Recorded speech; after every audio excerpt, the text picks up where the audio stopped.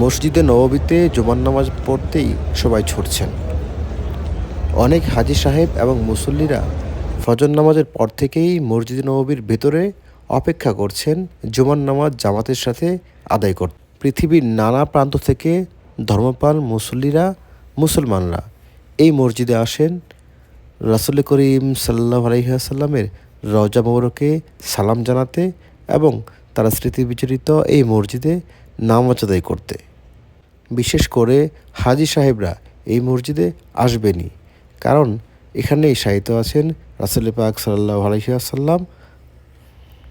এবার উমরা শেষ করে আমারও প্রথমবারের মতো মসজিদে নববীতে জুমার নামাজ আদায় করার সুযোগ হলো।